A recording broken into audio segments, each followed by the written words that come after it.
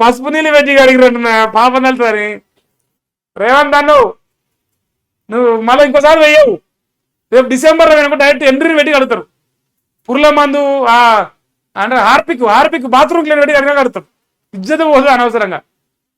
ఇంకా ఓటు ఊకో చూడా ఓయుకు మళ్ళీ వస్తా ఏం చేస్తారో చేసుకోండి. ఆడకాలం ముందే చదవబెడతాం. ఇప్పుడేం పసుపు నీళ్ళు పోసారు, తర్వాత బాత్రూమ్ టాయిలెట్ పోసి అంటారుగా ఆ టాయిలెట్ అడిగేది పోసి పెడతారు. అవసరం అయితే తీసుకునేది ఆర్ట్స్ కాలేజ్ చదవబెడతా. క్యాంపస్ లో ఒక్క పోలీసు ఉండొద్దు.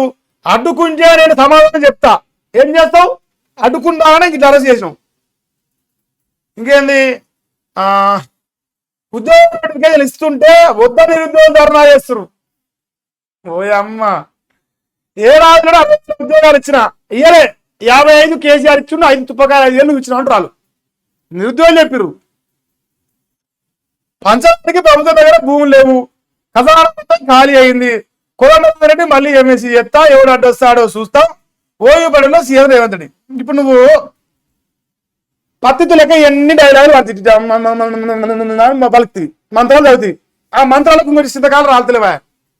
నవ్వుతురు లోకం. ఇజ్జతి పోయింది. ఒక ముఖ్యమంత్రిగా గిజవంటి దిగజాడు మాటలు మాట్లాడుతున్నాను లోకం అంటుంది. అన్ని చేసే లంగా పనులు చెప్పేదేమో సారంగా నీతులు అయితే ఎట్లా చెప్పు? ఒకటే తోడగా మంచిగా ఉండాలి.